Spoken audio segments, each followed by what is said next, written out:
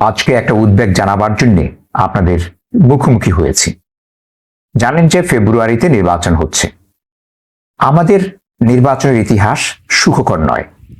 ৭৩ সাল থেকে এই পর্যন্ত যত নির্বাচন হয়েছে, খুব কম নির্বাচনই ভালো হয়েছে, সুষ্ঠু হয়েছে।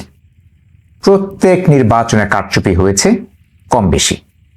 বলতে পারেন যে ৯১ নির্বাচন, আর দুই একটা নির্বাচন কিছুটা, যেটা তত্ত্বাবধায়ক সরকারের অধীনে হয়েছিল, সেটা কিছুটা সুষ্ঠু হয়েছে। দেখবেন যে সুষ্ঠু না হবার পিছনে কারা দায়ী ছিল।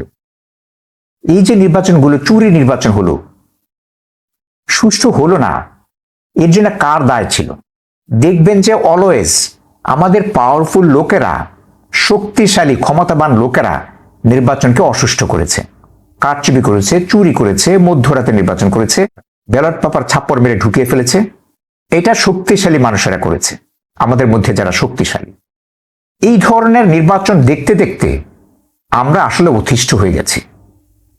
আমরা চাই দেশে সুষ্ঠু নির্বাচন হোক, নিরপেক্ষ নির্বাচন হোক, মানুষ ভোট দিতে পারুক তার চয়েস মতো, স্বাধীনভাবে এবং সততার সঙ্গে সেই ভোট কাউন্ট করা হোক।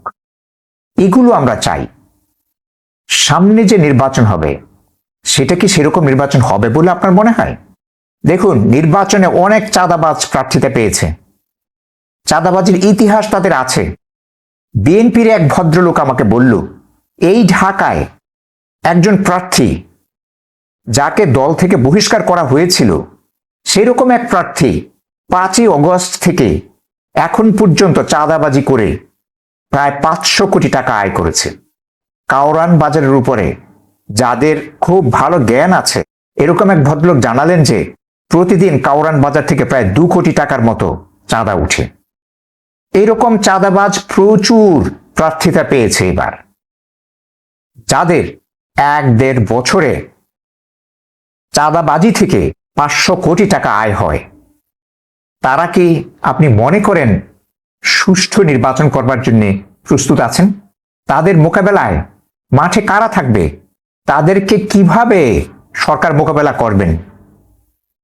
সরকার যদি ভালোভাবে মোকাবেলা করতে পারতেন, তাহলে তো চাঁদাবাজির মাধ্যমে তারা ৫০০ কোটি টাকা আয় করতে পারে না।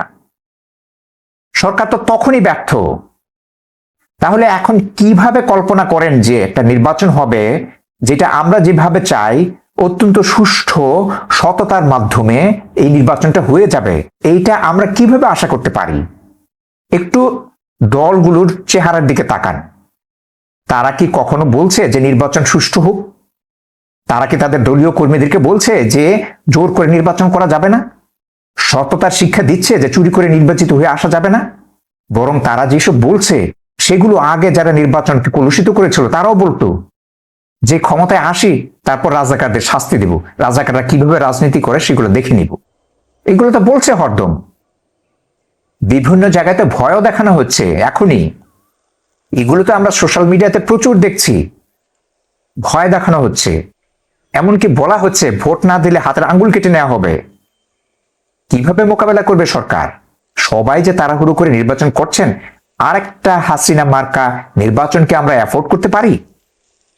খুব ভালোভাবে ভাববেন। আপনারা সবাই ভালো থাকবেন, সুস্থ থাকবেন। আল্লাহ হাফিজ।